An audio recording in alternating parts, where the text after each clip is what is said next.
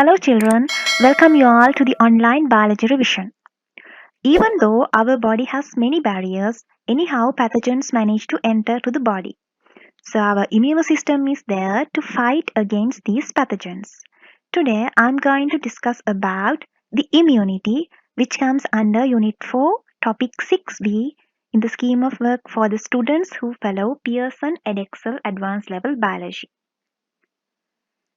My first question is, what is the immunity? The immunity means a state of having sufficient biological defenses to avoid infections, diseases, or other unnecessary invasions. So, our immune system protects us from infections with layered defenses of increasing specificity. An immune response means a reaction occurs for defeating a foreign pathogen within the body. Now, let us see who are these pathogens. All of these pathogens can be found in the environment. So they are protozoa, fungi, prokaryotes, viruses, and prions. So protozoa is a group of organisms which are unicellular. So this group can be further categorized into Coleoptera and Rhizopoda. So if I give you some examples like amoeba, paramecium, plasmodia, they all are coming under the group protozoa. So here the plasmodia is causing malaria disease. So here the fungi like Taenia can cause wounds in the athlete's foods. So as we all know, prokaryotes are the organisms which are lack of an organized nucleus. So all the bacteria and archaebacteria are coming under these prokaryotes. So bacteria, they can cause leprosy, typhoid fever, and so many diseases. Now we are coming to a specialized group of pathogen which is called as virus. The special feature is we can't distinguish these virus as a living entity or a non-living entity. The reason is under normal conditions they are not performing any metabolic activities. But when viruses are living in a host cell, they are producing reproduction. So these viruses can be either DNA viruses or RNA viruses. So HIV virus is a RNA virus. We call it a retrovirus. It can cause AIDS. Prion, the group is not considered as a group consisted of organisms. They are protein particles. They can cause CJD. That is a disease. Actually, it's a brain disorder. So all of these pathogens can cause infections not only in human body but also to the plants and to other animals too. So now we can understand that pathogens can rapidly evolve and adapt to avoid detection and neutralization by the immune system. As a result of this, multiple defense mechanisms have also evolved to recognize and kill these pathogens. So these are the defense mechanisms present in the immune system. Specific immunity, we call it adaptive immunity, and the second one is non-specific or innate immunity. So the major difference in between the non-specific and the specific immunity is in non-specific immunity, it can't distinguish between pathogens but responding to all the pathogens in the same manner. But this process is a very rapid process. So this can be done via two ways, via a physical barrier or via phagocytosis. In specific immunity, it can distinguish between different pathogens. And even though this is a slow process, this is long lasting. So this process involves different types of leukocytes, that means white blood cells. So here you can see a flowchart that I have made for you to understand properly the classification of the defense mechanisms. So non-specific immunity can be done via physical barriers and phagocytosis, where the specific immunity can be done via two ways. We call them humoral responses and cell-mediated response. So now we will continue from the non-specific immunity. So it is a natural resistance with which a person is born. It provides resistance to several physical barriers and phagocytosis. So now you can see here the barriers to pathogen entry. So as we all know, the eyes contains tears. So these tears contains lysozyme enzyme that kills bacteria. So skin is a tough, impermeable barrier. It can prevent the entrance of the pathogens. Skin flora means the microbiota which are living on our skin. They also can protect our body. So earwax is considered as bactericidal. So the presence of mucus, cilia on the respiratory tract, they also can avoid the entrance of the dust particles, pollens, and also the pathogens. So the acidic secretions present in the vaginal secretions and the stomach secretions, they also can kill these pathogens. Now we are moving to phagocytosis.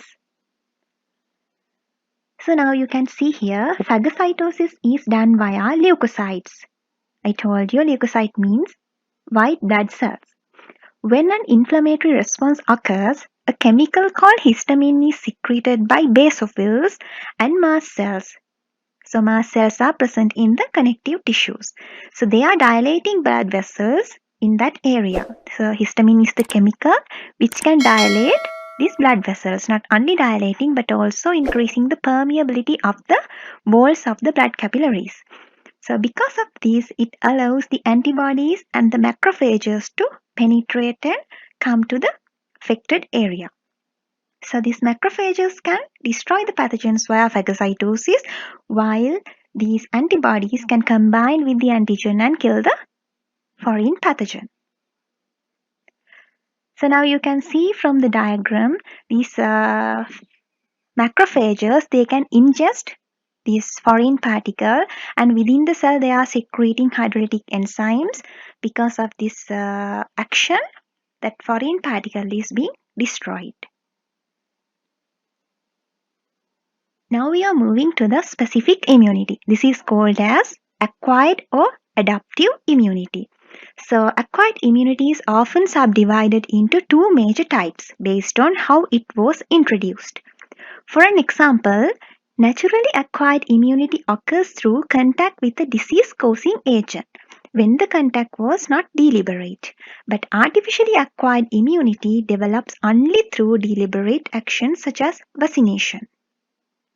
Anyhow, both of these naturally and artificially acquired immunity can be further divided into active and passive immunity.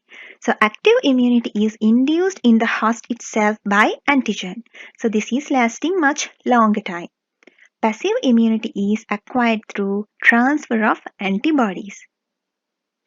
So a further subdivision of this acquired immunity is characterized by the cells involved. This is the most important part now. So they are humoral immunity and the cell-mediated immunity. Humoral immunity is the aspect of immunity that is mediated by the secreted antibodies. Simply, in humoral immunity, they are secreting antibodies. Whereas the protection provided by the cell-mediated immunity involves specialized leukocytes. We call them T lymphocytes. So they are alone doing the cell-mediated immunity.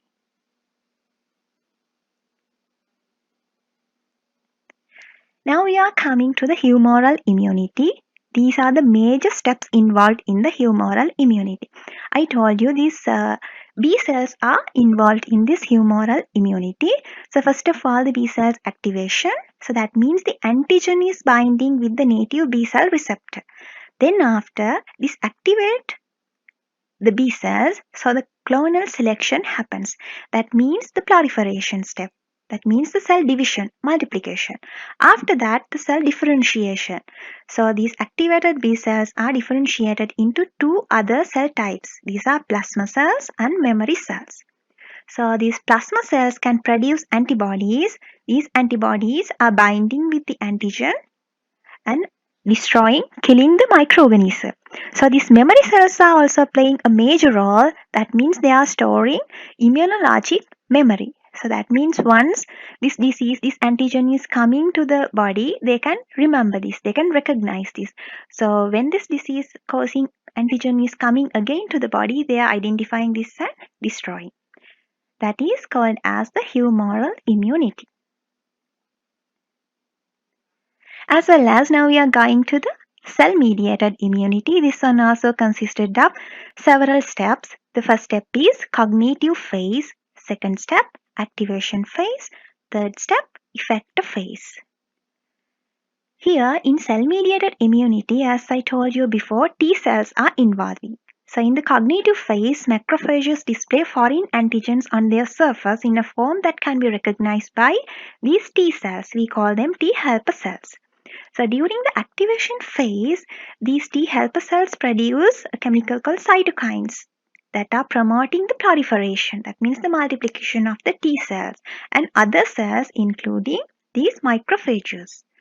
So during the last phase, effector phase, these activated macrophages are carrying out phagocytosis, that means killing microorganisms via phagocytosis and cytolysis.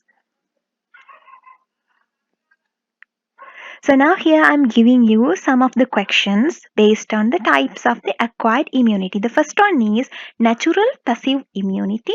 Second one is artificial passive immunity. Third one is natural active immunity. Fourth one is artificial active immunity. Now please try whether you can do this. If you can give example for these types of acquired immunity, that means you have understood the lesson very well. Alright, here we go. Example for natural passive immunity. Baby's protection against infections by getting antibodies through colostrum. Colostrum is present in the breast milk. So, example for artificial passive immunity is getting an injection of antisera, which is suspension of antibody particles. So, what is natural active immunity? One example. When a person is exposed to a living pathogen, so that means that disease is developed inside that person's body and that person is becoming immune for that disease. That is called natural active immunity. The last one is artificial active immunity. So via a vaccine, a substance that contains the antigen can be inserted. So these are the examples. I hope you all understood the lesson very well. That is the end of the presentation. Thank you for listening.